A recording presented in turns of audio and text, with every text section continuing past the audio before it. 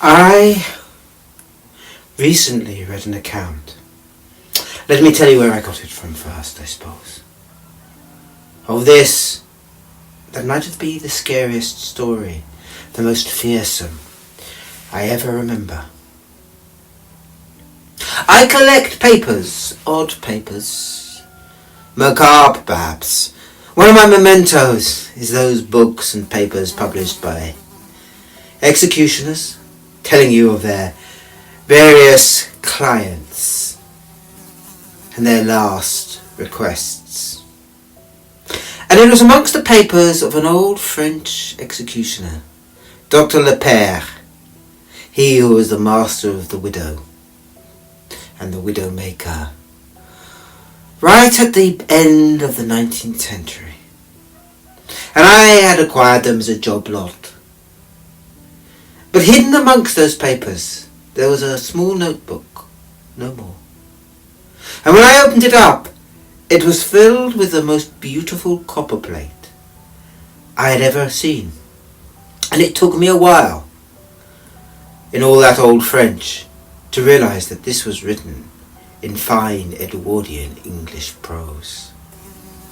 It was an account of a second-hand bookseller. One Reynolds, he was, who says that he was at the top of his game, and I believe him. I checked, and it was true, and Mr. Renard was indeed Reynolds, or they called him Renard, was executed in Marseille in 1899. So I take it that this was his account. He begins the story, he says, a number of years ago, perhaps as many as 6, I first saw Gideon Durrell Lafayette. I was at a book sale, and this gaudy man was looking at me, with eyes that were too black, that seemed to drag your soul in. It was a foggy day in old London, that yellow fog that often hung around in March, sulphurous. I rode home. My housekeeper had agreed to leave me food, for she thought I would be home late. And I came in, and there was a fine bottle of wine and a steak and kidney pie. And I felt that life was good. I was reaching the top of my profession. I need to be honest and say I was a second-hand bookseller with a nose. A librarian, if you like. The kind of person who could be called in to a country house and go through their libraries and tell them what it was worth and know where to sell it.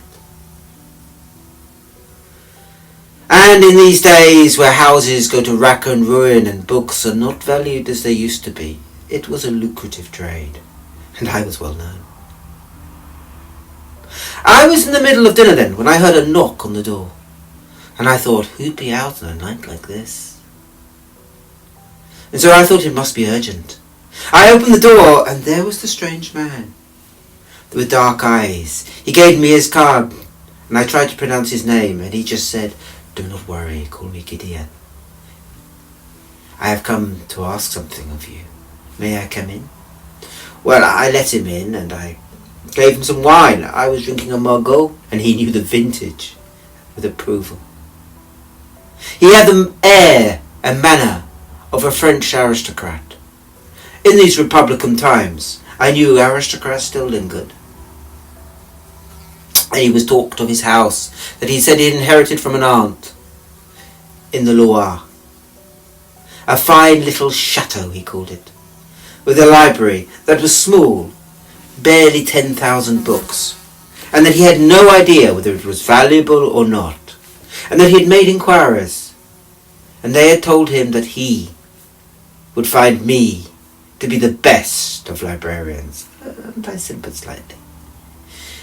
He was about my age, I suppose, perhaps 4 years older, mid-30s perhaps, with those dark eyes that when they are animated seem normal and natural, but at moments of rest stared at you with pupils too big for comfort, as if something was imprisoned in his soul.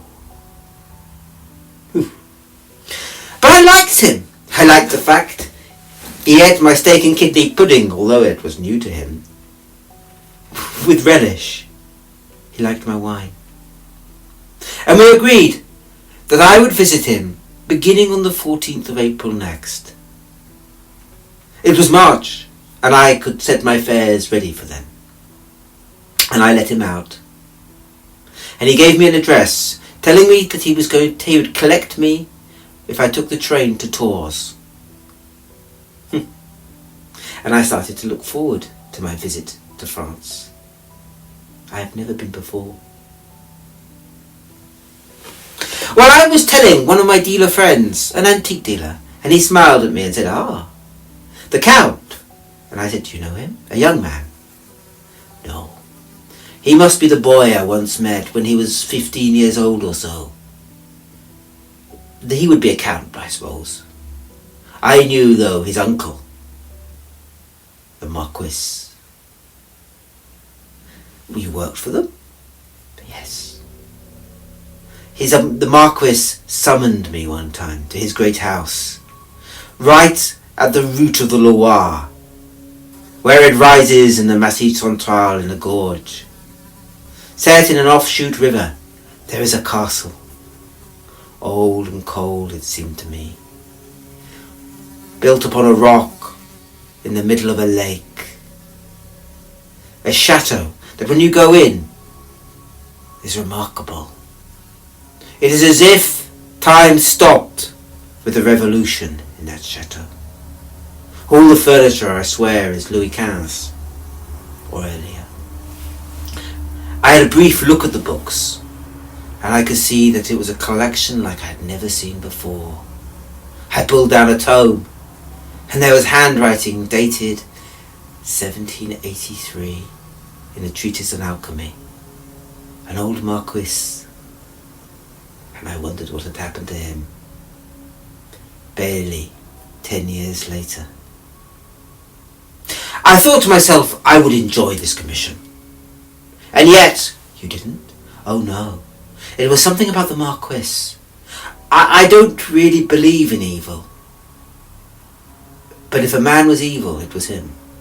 It was nothing that he did, although he was oily in the extreme, which he no doubt thought was polite, but seemed supercilious, as if he was never taking you seriously. But it was something about the way he looked at you. He had a hungry look. And he would lick his lips in a way I didn't like. The house was big and old and cold, with too many mirrors in it. The main library was along the long gallery, as long as any English country house. And on that gallery there were so many mirrors, and each one seemed to me like a well you fell in. I hated the house. I hated the Marquis. Did you see and you saw the Count? Only briefly. He was a boy, 15. And the two of them, he came down to supper. And then he stayed with the Marquis, for the Marquis seemed to make a sign, as if he must stay. I heard them rowing into the night. The young lad saying, "No! No! No! Il ne passe pas! No!" Again and again. "Il n'arrive pas." And then he ran up to his stairs, up to his room, which was opposite mine, and his door slammed. But like my room, there was no locks. A little later, I heard the Marquis come up the stairs. I knew it was the Marquis because he dragged his foot and moved so slowly, deliberately. He opened the door that I knew was the nephew's, and I heard the nephew crying and just saying, "Non, non, il n'arrive pas." The Marquis said something soft, insinuating, and was there for a quarter of an hour, and was gone. I went out. I listened to the door of the Count, your friend. I heard him sobbing, but no more. Well, the next day I was wanting to leave, and as chance would have it, my mother was entering her terminal decline, and I got a telegram, so I made an excuse and left. It would be interesting to know what happened to the Count and the Marquess. That was 15 years ago, I suppose, or more. No, nearer to 19. And the Marquess was 80 when I knew him. In his 80s. He'd be nearly 100 by now. I assume he's dead. But ask, if you can, the Count about him. Well, I didn't know what to make of this. I really didn't. Whether it was good news or bad. But I made my preparations and arrived on April the 14th in Tours. And there was Gideon to collect me. He bundled me up, gave me a bottle of what he called eau de vie. Warm. I think it was plum.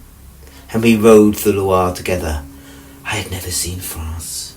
And in April it carried me away. The white castle standing proud against the river. I looked. And he smiled and said, I hope you're not expecting my castle to be like Chenonceau. And I said, no. And he smiled and said, it is far smaller, but built on the same measure. For we had just passed that wonderful castle. And we rode for 3 hours more, upriver. I don't know exactly where. And we came at last to gates. And the gates were carven in the face of a wyvern, with a key upon its head. And we swept in past plane trees, up to a lake. And across the lake there was a bridge that led to an island. And we drove, and there was a chateau, so beautiful, perfect, square, built on the island. I felt I could be happy. He had a marvellous cook and a wonderful collection of wine. And his books, although not totally remarkable, as he said, his aunt who had collected them had been not at all choosy. It was a collection that would not disgrace a thinking mind. I found, for instance, an old copy of the Critique of Pure Reason there, first edition, very valuable, and a few other works. There was a slight propensity to occult works, and I asked him about it, and he said, one evening, yes, there is occult works here. I noticed when I was in your library, you have a number. Are you interested in that kind of thing? And I smiled and said, I have them for the art. I like the art of the tarot, and the ludicrousness of the belief. It provides a thinking mind with amusement to think that people thought that way. And he smiled and said, maybe. Anyway, I have a few books. I took them from my uncle. He was such a horror. I felt he owed me something. Now, he had never talked about his uncle before, not once. Oh, he would talk about all his relatives, particularly his mother, who he could rip off, and his aunt, who he made so from a futz, who he could do so well. I felt I knew the old French aristocrat, but never his uncle. And he shivered to talk of his uncle. And I said, is that the Marquis? And he said, yes. Do not talk of him. When I was young, and my parents died, I had to go and live in his castle at the root of this river. And it was not a pleasant experience. Although I am his only living heir. He's still alive then? Oh yes. As far as I know or care. One day perhaps I'll become wealthy enough to be happy that he lived when he is gone. And I have his money for mine. But now the knowledge that he's there shivers me in the night. And I said, why? And he looked and he said, do you know, it's funny. I lived with him for 10 years. And by the end of that 10 years, I'd hid every mirror I ever owned. You'll notice there's only one in your room and none elsewhere. And I remarked that was true. I keep one in the guest room. But why? I asked. And Gideon looked at me long. And then he said, because somehow I felt, when I was a boy, that my uncle would steal my soul through a mirror. So that even now I cannot bear them. I cannot bear them. Well, he went to bed soon after, and the next day he was his normal, witty, funny self. I carried on. I stayed for 6 weeks in the end, although the library only took me 3, for we spent time together. He was as lonely as I was, and witty. He took me to see chateaux, and got me introductions I couldn't have dreamt of. Happy, happy times. At last, when I left, we agreed that I would come back again in the autumn, and he said he might have found another library for me to catalogue, but otherwise we'd walk. And so, over the next 4, 5 years, no 6, we saw each other often. We liked each other. I was a lonely man, and he was as near to a friend as I had. Lonely, but I didn't mind so much. Not when I had a friend. It was 6 months. It was the beginning of this year, January. I do not know the date now. Only that it is the day before my last morning. I think it might be summer. So that would make it maybe 6 months ago. I got a telegram from him saying he was coming.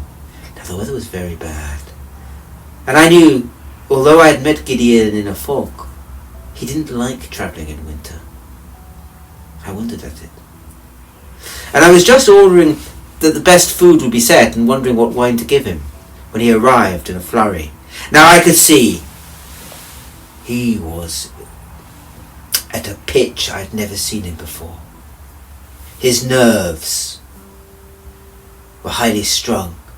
He laughed as he came in, and I thought he would faint. And I looked at him and said, "What's wrong?" And he merely said, my uncle is dead."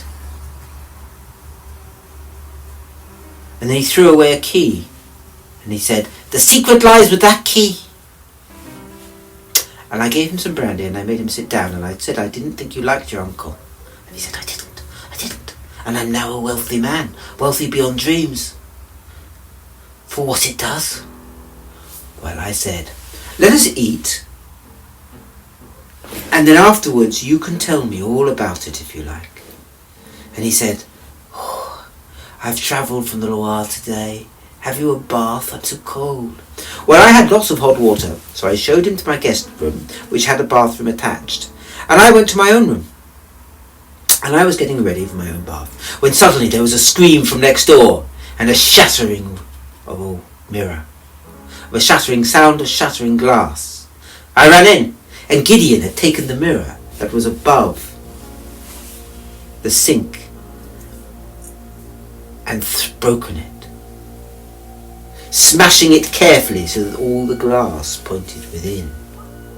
And he looked at me and said, I'm so sorry, but my uncle was right. He's there." And I said, "It's all right, Gideon." And I gave him some more brandy, and he had long, deep breaths. And I got him in his bath, and I went to have mine, and I said, "We'll meet, and let's just dress easily. Dressing gowns at the order of the day, and I shall see you at supper." Well, in half an hour or more he came down. He seemed much happier. I, as a precaution, hid the mirrors in the house. And I think he noticed that. He smiled. And he said, "Well, I'm now very wealthy." Strange, isn't it? My uncle is dead. Murdered. Put to death. And I wondered, put to death? And he looked at me and said, "Yes. But not by me." And I picked up the key he had thrown down and said, "What did you mean when you threw the key down?" And then he looked into the fire and said, "You know I hate my uncle. Hated my uncle. I never saw him. But back in October, he wrote to me, asking me to come to him, saying that there were some family matters. and that he was sure to die soon. So I came. We went up, I remember, to a room in the attic where there's a fine mirror. And there he brought out family matters, and we had a ferocious row, him and I. I refused to sign what he wanted me to. I fled. I fled south down to Marseille. I was going to get on a boat to take me to Algiers, where I meant to spend the winter. But I was arrested before I got on the boat. Arrested? Yes, they'd found my uncle 2 days later, dead. The room he was in was locked with that key, and the mirror behind him was smashed as if a fist had punched through the glass. And my uncle was half strangled, but his face had been eaten off.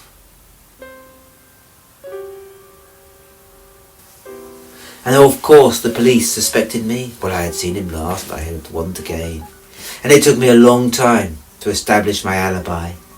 But I could prove where I had been, with station porters, and there were ticket officers, and there was no time for me to have committed the murder from the time I was known to have left it. So they left it be. And now I am his heir. But I do not want to live in the house. I cannot live in the house. I tell you, I cannot. And seeing his twitch had started again, I calmed him down and gave him more brandy. He said, "No, you shall not. But what will you do with the stuff of the house? I had a friend once who told me it was very valuable." "Oh, it is. I mean to sell it, and that's why I'm here. Could you go and value the books? There is a unique collection of occult works. I'm told that there is a Malefictus Malefictum there. An original? And other works by Matthew Hopkins and the rest. Works you'll never see anywhere else. 17th, 18th, 16th, even 14th century treatises on witchcraft. Well, it took more than the winter to keep me from such a collection, for I knew its value must be unmeasurable. So I agreed that I would come as soon as I could, the end of the month, January the 30th, we agreed, and that he would meet me. But I said to him, "You shouldn't stay in that castle if you don't like it." And he agreed. He said he would set me up with 2 good servants, his own, to make sure that I was well fed, and enough food, and then he would return to his chateau until I had valued all the collection, and I could come and tell him about it, and then we would spend the spring together. And I agreed. Now, that January we travelled. It was cold. I mean real cold. Leaden skies that told us snow. When I arrived at last in some lonely station, at the very end of the line, beyond Puy, I shivered and waited. 2 hours I waited, and Gideon didn't turn up. I was just going to give him up and try and find out a train back, trying to work out the French I'd need to ask, when suddenly I saw him come in a dog cart, and he said, sorry for the delay. The servants I brought you, there's been an accident. Marguerite, my cook, fell from the rocks today and broke both her legs. I've had to take her to Puy. Her and her husband, who's going to stay and look after her. And so there's nobody in the chateau." And I said, "Don't you worry. I'm used to fending for myself. Is there food and equipment to build a fire?" And he nodded.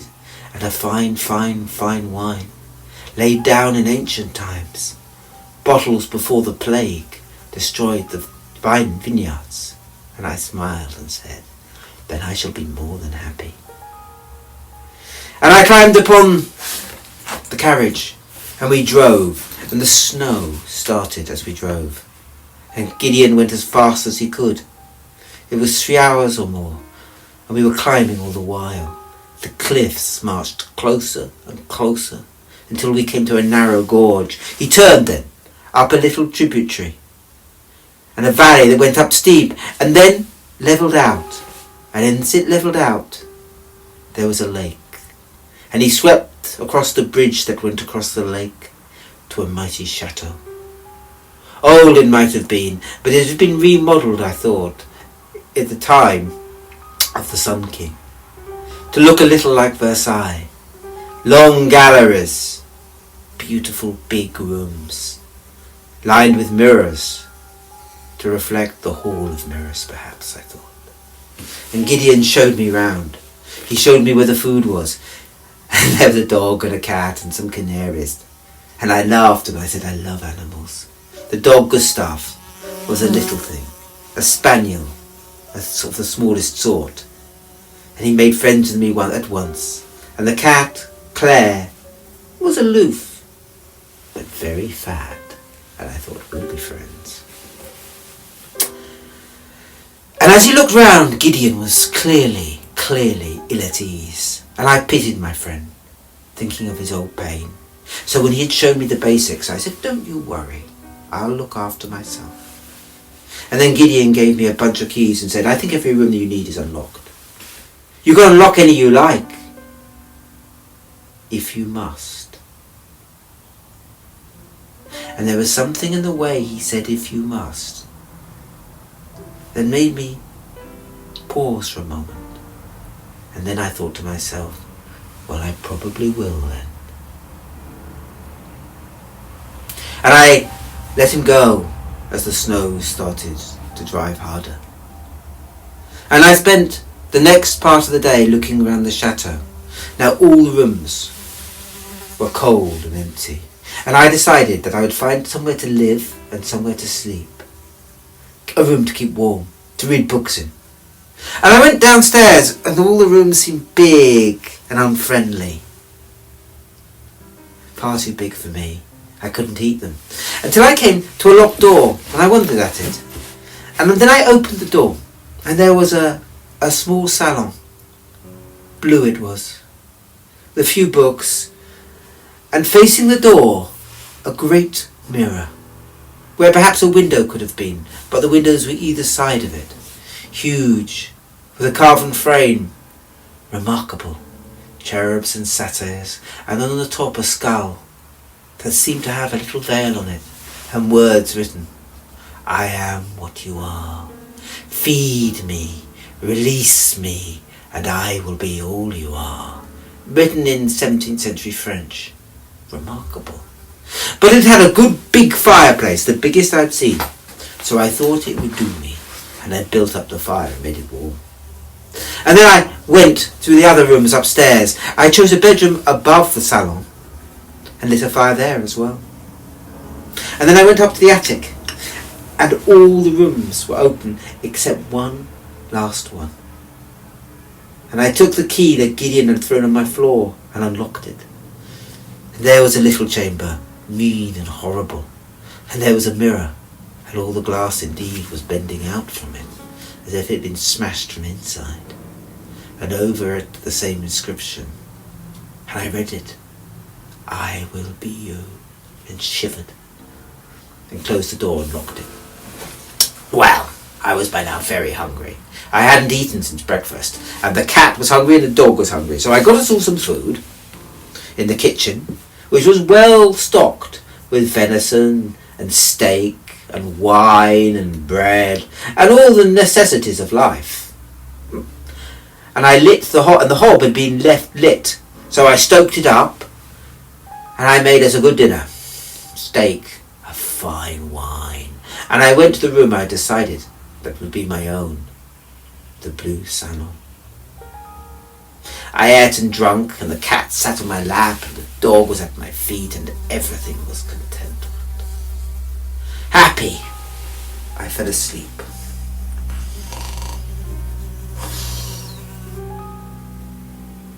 I woke, perhaps an hour later, perhaps more, and I looked around. I felt something was wrong. But the room was as I left it. The door was still closed, for I had closed it against the cold. And then suddenly something caught my eye in the mirror. In the mirror that reflected the door. The door was open. Just a little. And as I watched, Very slowly it opened some more. And then something came through. At first I thought it must be an inchworm. It moved like that. Thin it was, bone, sinuous. As I watched, though, it was snatched away. And the door moved open a bit more. And then 5 came out together. And I realised it was a hand. If hand it be, made of bone and skin and ligament, moving blindly against the wall. I shivered. I looked behind me, but the door was closed. Closer than it had ever been. I went up and I checked it, and it was locked. I dared not open it. And I looked at the mirror, and I saw myself looking anxious.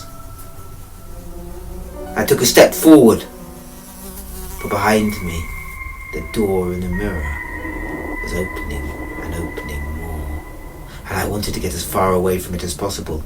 I came back to where I was sitting, which was nearest the mirror, and I watched. In the mirror, the door open and open, and the hand, behind it something I took to be an arm, reach round and around. I wondered at it. I wondered what to do. And in a whim, not thinking about the danger, I took a little piece of steak and, waking the dog, threw the steak to the door. And then I watched in the reflection as the little dog, Gustav, went following the steak to the door. Suddenly, the hand in the reflection shot down, took the dog, who fought like a bigger hound, and pulled it outside into the house I could not see. Who knows what was there? And I turned, and I instinctively looked round, but there was little Gustav eating the steak. He was still there in my world. And then I turned back and looked in the mirror, and the hand reached out and closed the door. And as it closed the door, its hands touched the blue salon and left blood upon its wall. I shivered. I tried to persuade myself I must be dreaming, that the wine had affected me. I was sure of it, sure of it. I waited to calm down. And then after about an hour, I finally got the courage to get the dog and the cat, both of whom still seemed to be alive, and go upstairs to my bed. I woke late the next morning and thought it must have all been a dream. Things like that don't happen. So I spent the day cataloguing all the books downstairs. It was a hard task. There were so many, and so very interesting.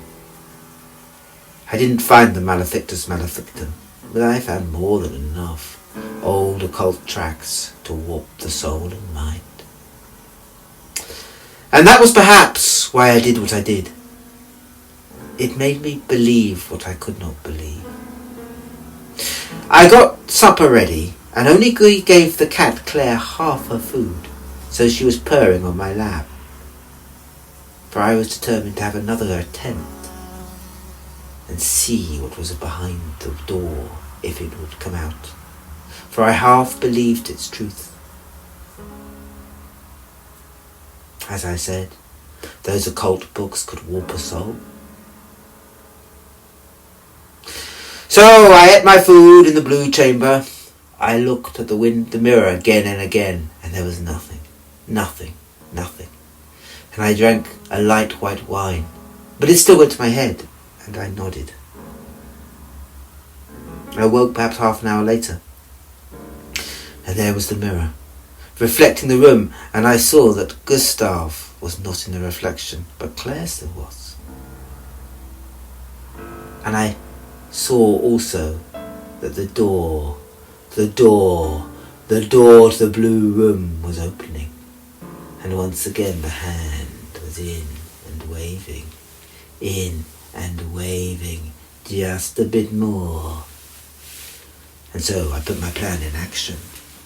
I took the rest of Claire the cat's dinner and I threw it, not close, I hoped, to the door, meaning that the creature, when it lunged for the cat, would have to reveal itself at last. The cat, who was hungry, ran to get their food, and I looked in the reflection. But in the reflection I saw the food was too near the door, for the hand and its arm and perhaps half its shoulder came out and caught in the reflection the cat, dragging it outside. While in my world, Claire ate the food hungrily. And then I looked up, and once again in horror, a bloody hand closed the door. I went to bed and shivered and could not sleep. It couldn't have happened a second time. The next morning was cold and grey. Snow was falling. It was 6 feet more or deep. I could not escape now, even if I wanted to. The light was grey. I lit fires everywhere. I looked at the long gallery and its books. So many books. And for the first time in my life, I felt I might not be equal to a task. How I got through the day, I am not sure. But brandy might have helped. It was brandy that gave me the courage to go back to the salon, when perhaps I would have been best if I had just locked it and left it. But back I went.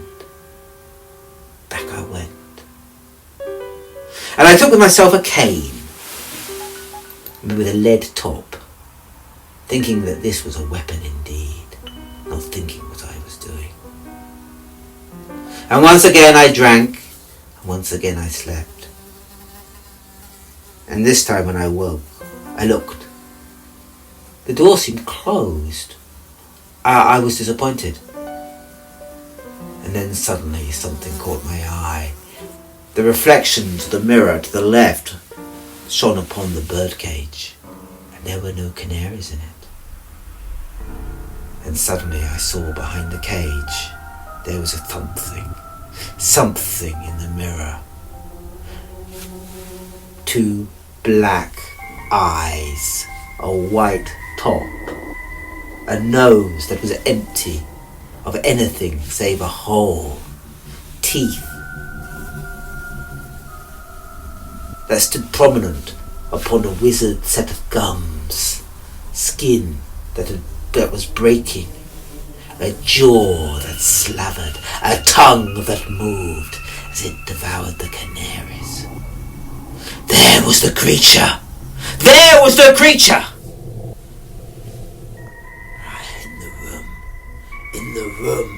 In the room!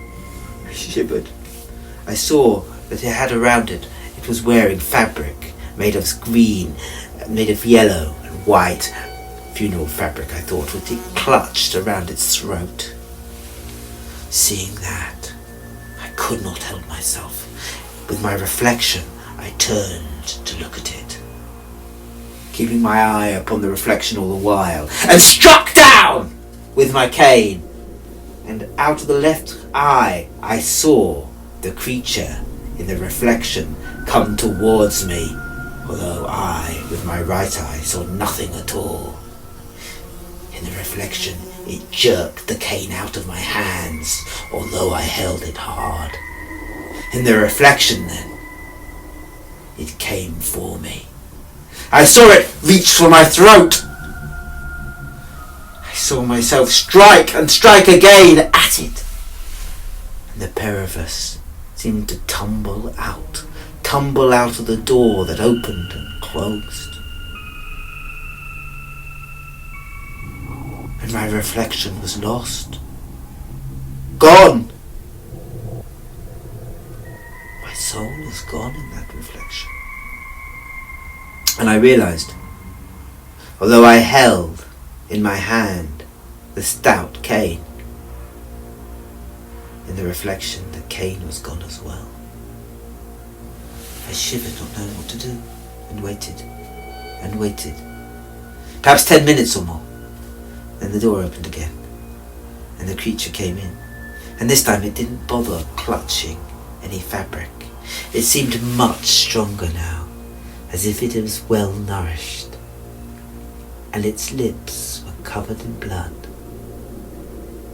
And it went up boldly to the reflection until it stood about where I was, but looking back at me as if we were two sides of a window. Two sides of a window. And then I heard a noise like knock, knock, knocking, as if something was on the other side of the glass knocking. And then the creature went out of the door, turned and went out, but only for a moment, and came back in with a heavy cane. And I realised what it would do. It would swing the cane against the mirror, and the mirror was only thin glass. It would shatter it from the other side. And suddenly the image of the mirror upstairs, that was the smaller image of this mirror, filled my mind. I fled the room, I locked the door, but behind me there was a smashing sound, as the glass in the blue salon was broken fast. Taking the keys with me, I went to the scullery and got a large axe as fast as I could, for I had an idea. The creature could escape when there was a mirror and the glass had been smashed out. But if I went around and did as Gideon had done and smashed the glass so it went in, I bet that it could not escape. And so I went then, downstairs, all the mirrors, one by one, smashing them. And I could hear, or see, not hear, I could hear almost that the creature was following me. And sometimes I caught a glimpse of it in the mirrors before I smashed them, always behind me, for it had a halt leg and a bad limp. And soon I'd smashed all downstairs, and then I went upstairs, and I smashed them in the bedrooms one by one, thinking I'd do the long gallery last, for that was the longest of the runs. I came to it then, at long last, and started to smash again and again and again each of the mirrors, priceless works of art. But with what good? As I came to the one at the end, the creature must have realised what I was doing.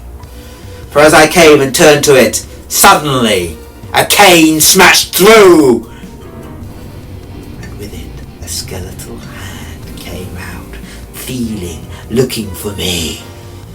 I ran then. I ran out of the gallery and I locked it. And I thought to myself, I'm done. That was the last mirrors I remembered in the house. I'm done.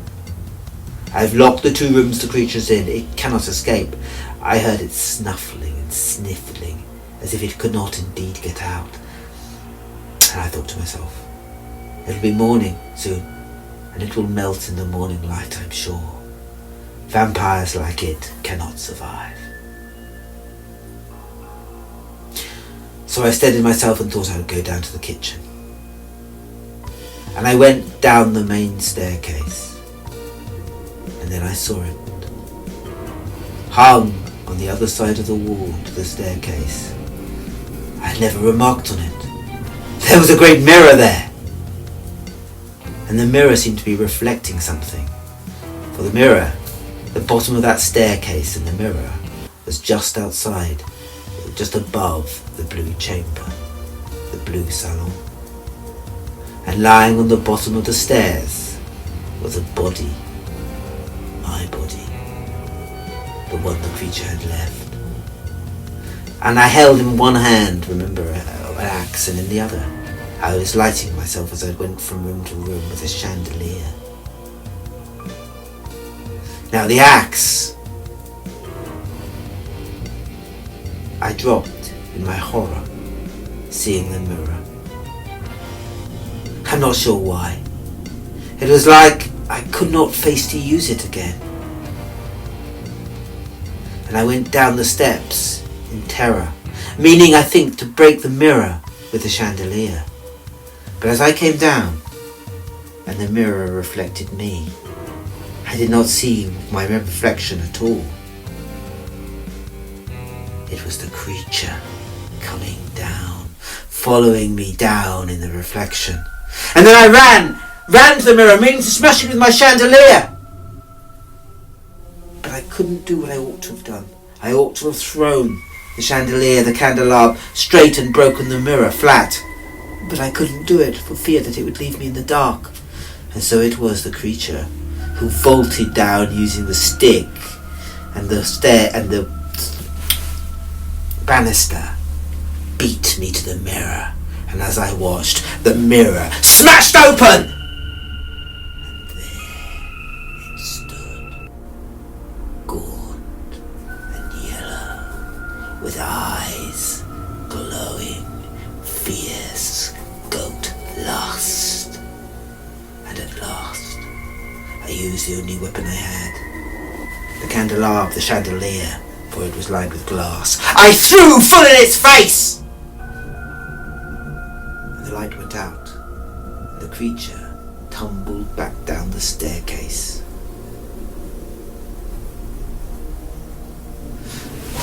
I stood panting on the staircase. I lit a match. I couldn't see anything. I lit another, and by match light I went down as best I could. It was on the third match I saw a candle left over from the candelabra that I had taken, the chandelier.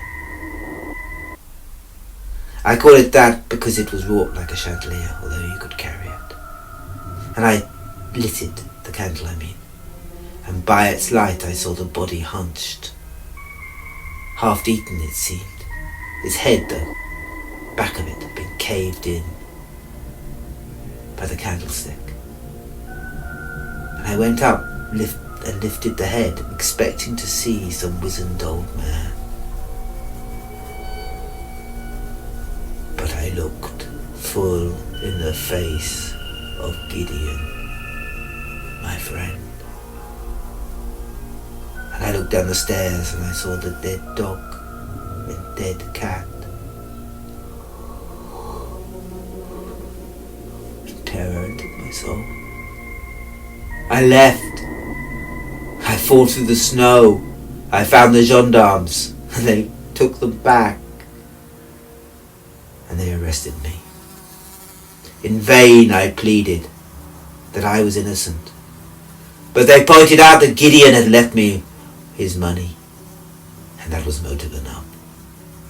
And they did not believe my fairy tale of mirrors broken, and did not recognize the difference, thought it was another sign of my madness, for after all I was a man who killed birds and dogs and cats. And so I am sentenced to death, and tomorrow will go to the guillotine. But I do not fancy that death. And so I have asked that I may dress. They give me a mirror. I have not looked at it yet. But I do not know what I will see when I do.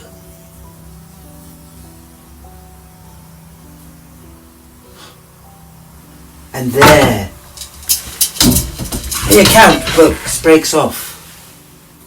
And there is written in quite a different hand, the hand of Dr. Lepere, saying, I never guillotined him. For he died of a heart attack on the very eve of his execution, staring into a mirror. I don't mind telling you that I have moved the mirror from my bedroom, just in case. Perhaps you will feel the same.